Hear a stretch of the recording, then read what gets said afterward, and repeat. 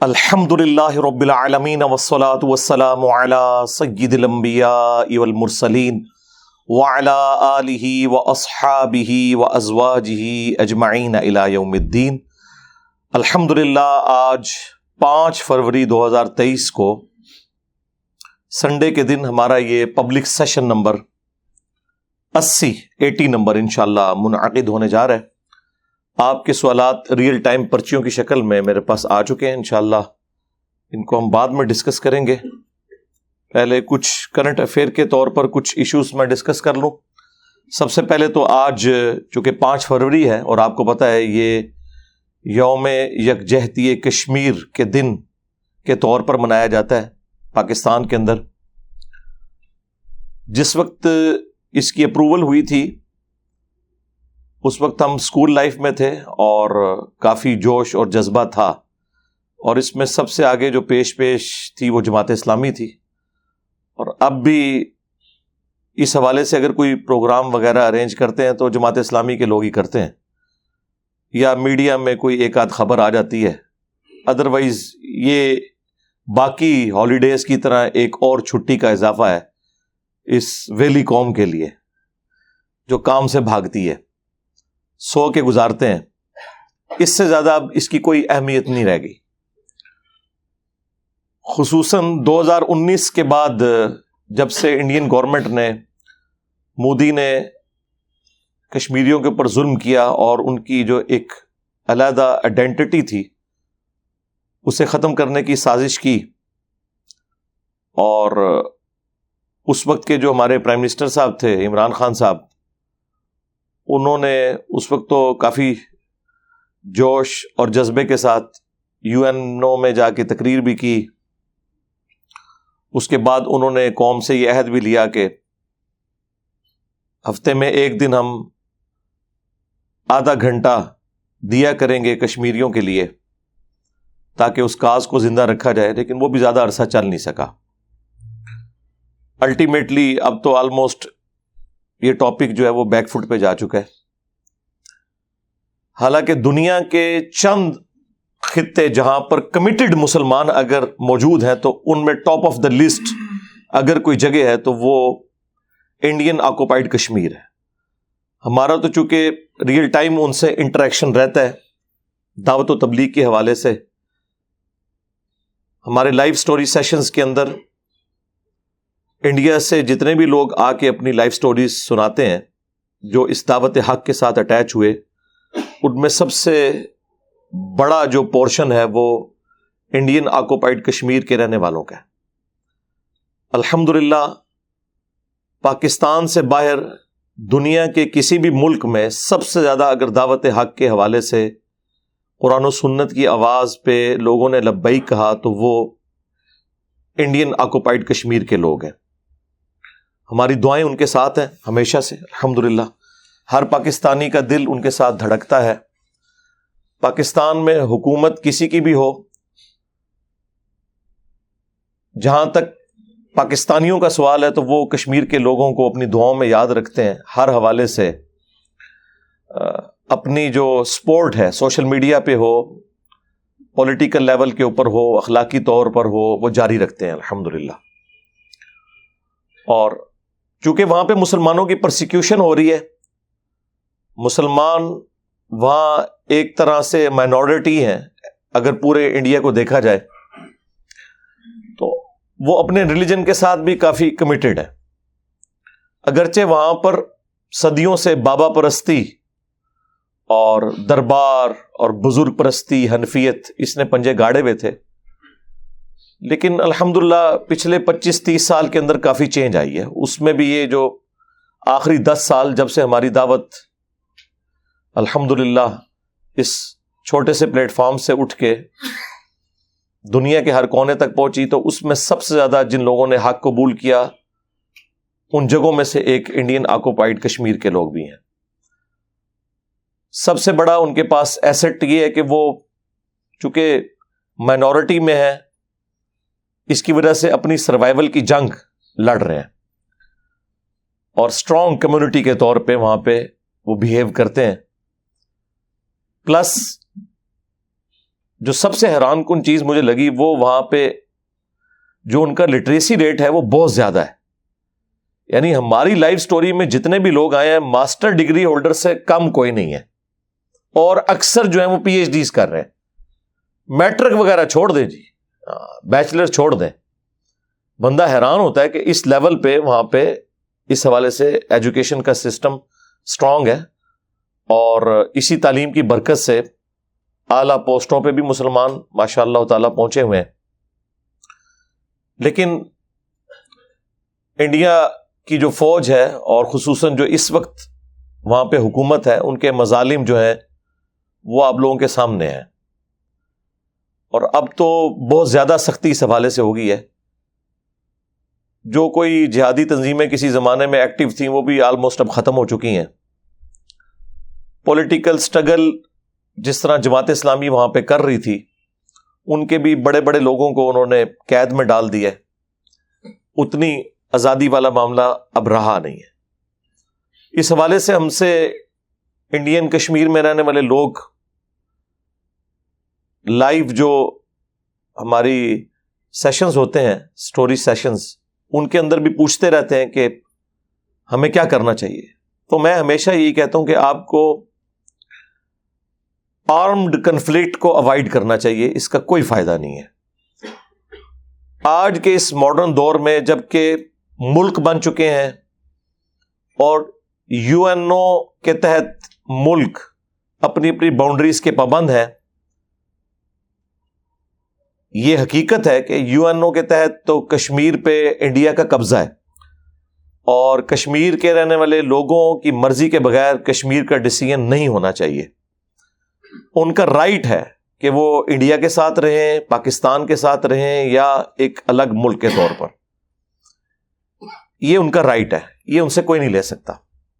البتہ وہ کسی بھی صورتحال میں ہو, ہماری مورل سپورٹ مسلمان ہونے کی حیثیت سے ان کے ساتھ رہے گی, کیونکہ بخاری اور مسلم دونوں میں حدیث ہے, اللہ کے محبوب صلی اللہ علیہ وآلہ وسلم نے فرمایا کہ تمام مسلمان باہمی اخوت کے اندر, بھائی چارے کے اندر, اجتماعیت کے اندر ایک جسم کی مانند ہے. اگر جسم کے ایک حصے کو تکلیف ہو تو پورا جسم اس تکلیف کو محسوس کرتا ہے. حتیٰ کہ مسلم شریف میں آیا کہ اگر آنکھ میں درد ہو تو جسم رات کاٹ کر گزارتا ہے. نبی علیہ السلام نے اس کو مثال سے بیان فرمایا کہ تکلیف تو آنکھ میں ہوتی ہے لیکن پورا جسم اس تکلیف کو محسوس کرتا ہے. اور مسلم شریف میں ایک اور حدیث بھی ہے کہ جب کوئی مسلمان بھائی اپنے دوسرے مسلمان بھائی کی غیر موجودگی میں اس کے لیے دعا کرتا ہے تو اللہ تعالیٰ ایک فرشتہ مقرر کر دیتا ہے جو اس کی دعا پر آمین کہتا ہے, اور پلس وہ یہ کہتا ہے کہ اللہ تعالیٰ تیرے حق میں بھی یہ تمام دعائیں قبول کرے, آمین. تو یہ اللہ تعالیٰ کی طرف سے ایک اسپیشل پروٹوکول ہوتا ہے. تو ہم بھی کشمیری بھائیوں کے لیے دعا کرتے ہیں کہ اللہ تعالیٰ انہیں دنیا میں جو بظاہر یہ ایک بہت بڑی تکلیف سے گزرنا پڑ رہا ہے ان کے لیے آسانی کی کوئی راہ نکال دے. اللہم احسن عاقبتنا فی الامور کلہا واجرنا من خزی الدنیا وعذاب الآخرہ. اللہم ربنا آتنا فی الدنیا حسنہ وفی الآخرۃ حسنۃ وقنا عذاب النار. ربنا آتنا من لدنک رحمہ وہیئ لنا من امرنا رشدا. آمین. بہرحال وہاں کے رہنے والے مسلمان بھائیوں سے میں ریکویسٹ کروں گا کہ خدا کے لیے کوئی ایسی ایکٹیویٹی جذبات میں آ کے پرفارم نہ کریں کہ جس کی تکلیف باقی مسلمانوں کو کاٹنی پڑے. آپ کو پتہ ہے 1948 میں جب پاکستان نے اپنی فوجیں داخل کیں کشمیر کے اندر تو مولانا مودودی رحمہ اللہ تعالی نے اس چیز کی مخالفت کی تھی. مخالفت اس چیز کی نہیں تھی کہ کشمیر میں کشمیریوں کی حمایت کے لیے فوج کیوں بھیجی. مخالفت اس چیز کی تھی کہ قرآن کی روح سے جس قوم کے ساتھ آپ کا معاہدہ ہو, جب تک آپ اعلانیہ اس معاہدے کو نہیں توڑیں گے ان کے ساتھ جنگ نہیں کر سکتے. تو وہ یہ کہتے تھے کہ ہمیں ان سے اوپن جنگ ڈکلیئر کرنی چاہیے، گوریلا جنگ کا کوئی فائدہ نہیں ہے۔ اس وقت تو ہماری اسٹیبلشمنٹ کو، ہماری عوام کو، پولیٹیکل لیڈرز کو یہ بات بری لگی، لیکن آج سب کو سمجھ آ چکی ہے کہ ان چیزوں کا کوئی فائدہ نہیں ہوا۔ At the end of the day loser Pakistan ہے۔ اس وقت پاکستان میں، بلوچستان کے اندر بالخصوص، اور اسی طریقے سے پاکستان کے جو قبائلی علاقے ہیں ان میں بھی جو دہشت گرد تنظیمیں ہیں، انہیں فیول سارے کا سارا انڈیا پرووائڈ کر رہا ہے۔ جس طرح کے پاکستان نے کشمیر کاز کے لیے یہاں سے مجاہدین داخل کیے تھے کشمیر کے اندر، اور بعد میں احساس ہوا کہ آج کے اس ماڈرن دور میں اس طریقے سے آپ کسی ملک سے کوئی حصہ چھین نہیں سکتے، ورنہ پھر وہ واپس ہو جائے گا۔ اب تو اکانومی کی جنگ ہے، اور وہ پاکستان کی حالت آپ کے سامنے ہے اس وقت کہ پاکستان نے کشمیریوں کی کیا مدد کرنی ہے، ان کے اپنے فارن ریزروز کتنے ہیں، یہاں پہ جابز کا کیا معاملہ ہے، اور سب سے بڑا ایٹم بم ہماری پاپولیشن ہے، 22 کروڑ سے تجاوز کر چکی ہے۔ اتنی ڈینس قسم کی پاپولیشن دنیا کے کسی ملک میں نہیں ہے۔ ہم کچھ عرصے میں امریکہ کو بھی آبادی میں کراس کرنے والے ہیں، اور ریسورسز آپ کے سامنے ہیں۔ اکانومی دن بدن پیچھے کی طرف جا رہی ہے۔ تو کشمیریوں سے بھی میں ریکویسٹ کروں گا، کوئی ایسا معاملہ نہ کریں جس کی وجہ سے باقی مسلمانوں کے لیے مصیبت کھڑی ہو جو آپ کے ساتھ وہاں رہ رہے ہیں۔ جذباتی طور پہ یہ باتیں اچھی لگتی ہیں، لیکن قرآن و سنت کے دائرے میں جو چیز آئے گی اسی کو ہم سپورٹ کریں گے۔ اور وہی مودودی صاحب نے مخالفت کی کہ قرآن میں سورۃ الانفال میں واضح آیا ہے کہ جس قوم کے ساتھ تمہارا معاہدہ ہے تم اس سے جنگ نہیں کر سکتے جب تک کہ اعلانیہ معاہدہ توڑ کر ان کی طرف پھینک نہ دو۔ اور اسی کانٹیکسٹ میں ایک حدیث ہے سنن ابی داؤد کے اندر، جامعہ ترمذی کے اندر، کہ حضرت معاویہ رضی اللہ تعالیٰ عنہ کے دور ملوکیت کے اندر مسلمانوں اور رومنز کے درمیان ایک ٹریٹی تھی، ایک معاہدہ تھا۔ پرشین امپائر تو پوری کی پوری سیدنا عمر کے زمانے میں مسلمانوں کے انڈر آ گئی۔ رومنز نے بھی اپنا اچھا خاصا حصہ جنگ یرموک کے بعد لوز کر دیا۔ جنگ یرموک کے فوراً بعد اسی سال جنگ قادسیہ میں اللہ تعالیٰ نے پرشین امپائر بھی مسلمانوں کی جھولی میں ڈال دی۔ کچھ حصہ رومن امپائر کا باقی تھا، وہ جزیہ دینے پر سیدنا عمر کے دور میں آمادہ ہو گیا، اور اسی وجہ سے ان کی سروائیول ممکن ہوئی۔ بہرحال وہ حضرت معاویہ رضی اللہ تعالیٰ عنہ کے دور میں ان کے ساتھ جو ایک پیس ٹریٹی تھا، جب اس معاہدے کے پورا ہونے کا وقت قریب آیا اور وہ ریگولرلی معاہدہ اپ ڈیٹ ہو جاتا تھا، تو حضرت معاویہ نے یہ ڈیسیژن کیا کہ ہم ان کے بارڈر پہ لا کے پہلے ہی فوج بٹھا دیں گے، جیسے ہی وہ ڈیٹ پوری ہوگی یک لخت ان پہ حملہ کریں گے اور ان سے ان کے علاقے چھین لیں گے۔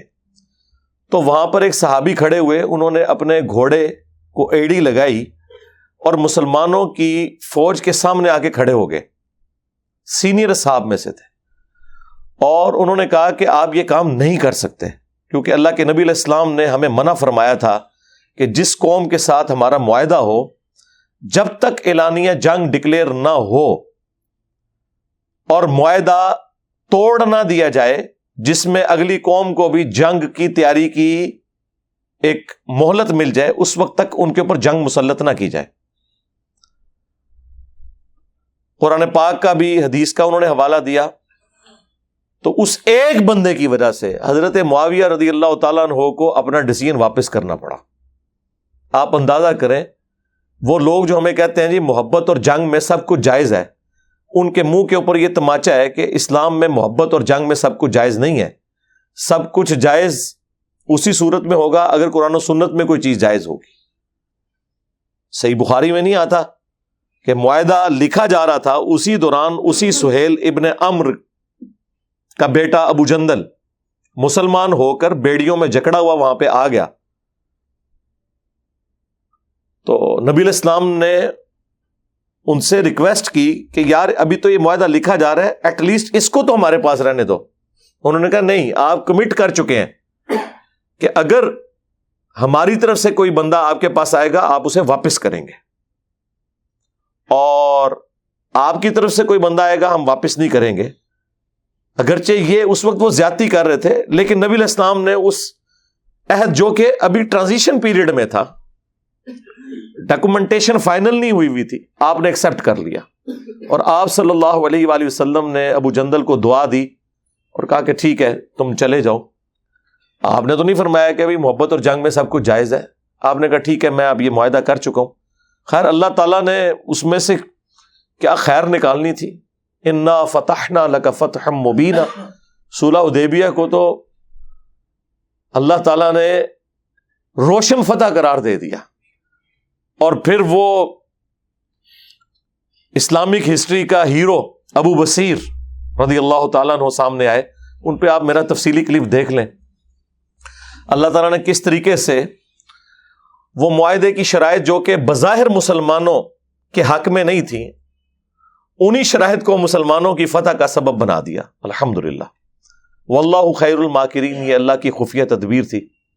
ہم ہر بات کو جی غیر مسلموں کی سازش ہے, یار غیر مسلم نے تو سازش ہی کرنی ہے نا آپ کے خلاف. آپ کی طرف سے انہوں نے حج اور عمرے ادا کرنے ہیں, صدقہ اور خیرات کرنا ہے اللہ کی راہ میں انہوں نے, آپ کیا کر رہے ہیں؟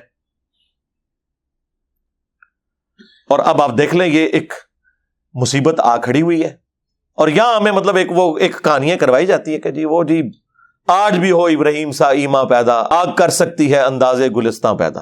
جی جناب بالکل, انشاءاللہ نہ ابراہیم جیسا ایمان ہوگا اور نہ کبھی آگ ٹھنڈی ہوگی. یہ شیرہ تو باہر نکل واللہ سے بندے ہو, معجزات کا کوئی لینا دینا نہیں ہے. عام کیسز کے اندر وہ انبیاء کے ساتھ خاص ہیں. اس کے بعد بھی اگر کرامت زیادہ سے زیادہ یہ ہو سکتی ہے کہ اللہ تعالیٰ کسی کی دعا قبول کر لے, ادروائز دنیا کو اللہ نے اسباب کے ساتھ جوڑا ہوا ہے میرے بھائی. رومنز اور پرشینز کے خلاف صحابہ اکرام نے باقاعدہ جنگیں کی ہیں یار, ہزاروں مسلمان اس میں شہید ہوئے ہیں, تب جا کے وہ کامیابیاں ملی ہیں. نگاہ مار کے کچھ نہیں ہوا, ہاں خالی دعائیں کرنے سے کچھ بھی نہیں ہوا. وہ تو نبی علیہ السلام کو اللہ نے ایک مختصر پیریڈ دیا تھا, اس کے اندر دین کا غلبہ کرنا تھا. هو الذی ارسل رسولہ بالہدی ودین الحق لیظہرہ علی الدین کلہ ولو کرہ المشرکون. تو اللہ تعالیٰ نے غیبی مدد فرمائی, ادروائز ایسا نہیں ہوا کرتا. اور جی خالد ابن ولید رضی اللہ تعالیٰ عنہ بڑی تھوڑی سی آرمی کے ساتھ رومنز کے خلاف غالب آ گئے. جی جناب اس لیے غالب آئے کہ خالد ابن ولید کے ہاتھ میں بھی تلوار تھی اور رومنز کے ہاتھ میں بھی تلوار تھی.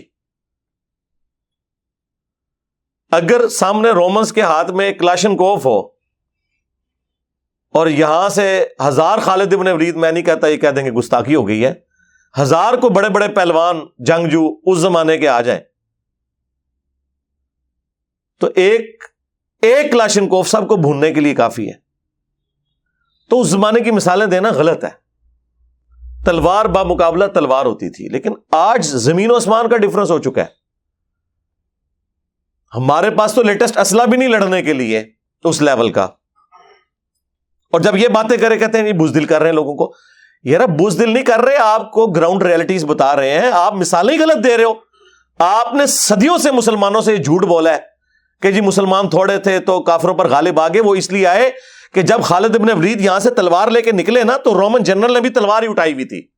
اگر اس کے ہاتھ میں کلاشن کوف یا لیزر گائیڈڈ کوئی گن ہوتی تو حضرت خالد ابن ولید تو اپنی فورس سے باہر بھی نہیں نکل سکتے تھے. 2 کلومیٹر دور سے اس نے شہادت تک پہنچا دینا تھا, جو آج ہو رہا ہے. کے پی میں آپ دیکھ لیں, لیٹسٹ اسلحہ 2 کلومیٹر سے وہ تھرمل سینس کر کے وہ اکوپمنٹ لاک کرتا ہے کہ یہ بندے 2 کلومیٹر دور سے, اور ایگزیکٹ ہٹ کرتے ہیں.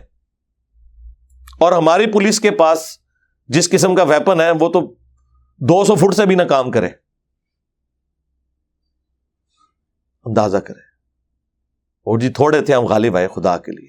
پھر سب سے بڑا ڈفرنس جو آ گیا وہ ایئر فورس کے اندر ہے. امریکن فوج کو 20 سال لگنے تھے یہاں افغانستان میں, 1-2 سال کی گیم تھی، بھاگ جانا تھا انہوں نے. اس لیے نہیں کہ وہ بسم اللہ پڑھ کے بم پھینکتے تھے جناب. طالبان نے اگر کامیابی حاصل کی ہے تو تلواروں کے ذریعے نہیں کی ہے. ان کے پاس بھی لیٹسٹ اسلحہ تھا رشیا کا دیا ہوا. رشیا اپنا بدلہ اتار رہا تھا. جی ہاں، کسی بزرگ کی دعا سے نہیں وہ جیتے. آج لوگ مثالیں دیتے ہیں، دیکھ لیں ان کے پاس گاڑیاں سب کچھ لیٹسٹ. کسی اجمیر شریف والے کی بنائی ہوئی گاڑی نہیں ہے، کسی بغداد شریف والے کے بنایا ہوا کوئی اسلحہ نہیں ہے. جی ہاں جی، بزرگوں کی بڑی خدمات ہیں. تو تب وہ غالب آئے لیٹسٹ اسلحے کی بنیاد پہ. لیکن 20 سال لگے ہیں صرف اس وجہ سے کہ طالبان مار کھاتے تھے ایئر فورس کے اندر. ادروائز امریکن 1 سال نہیں وہاں نکال سکتے تھے. لیکن کیا ہے، وہ کارپیٹ بمبنگ کرتے تھے، اتنی جانیں شہید ہو جاتی تھی مسلمانوں کی. لیکن اس میں چونکہ خرچہ ہوتا تھا تو وہ پھر آہستہ آہستہ ود ڈرا کر کے. ادروائز کامیابی تو ضرور ہے، لیکن یار یہ جو کامیابی ہے یہ کتنی تکلیف سے ہے. لاکھوں مسلمان شہید ہوئے، مینٹل ماڈلز بدل گئے لوگوں کے، وہاں کی نسلوں کا سوچنے کا زاویہ بدل گیا. آپ سوچ سکتے ہیں، اللہ نہ کرے کہ اس تکلیف سے اور کسی مسلمان ملک کو گزرنا پڑے. اینڈ پہ میں اس حوالے سے سب کے لیے دعا کروں گا، خواہ ہمارے کشمیر کے مسلمان ہوں، خواہ پشاور بم دھماکے میں شہید ہونے والے ہمارے مسلمان بھائی ہوں، خواہ مشرف صاحب، سب کے لیے ہم دعائیں مغفرت کرتے ہیں. جتنے بھی مسلمان فوت ہو چکے، اللہ تعالیٰ ان کی مغفرت فرمائے، انہیں نیک کاموں کا اجر دے، برائیوں سے درگزر فرمائے، اور ہمیں بھی اپنی موت سے پہلے قبر و آخرت کی تیاری کرنے کی توفیق عطا فرمائے. صلو علی محمد وآل محمد، اللہم صلی علی محمد وعلی آل محمد واصحاب محمد وازواج محمد اجمعین الی یوم الدین. آمین.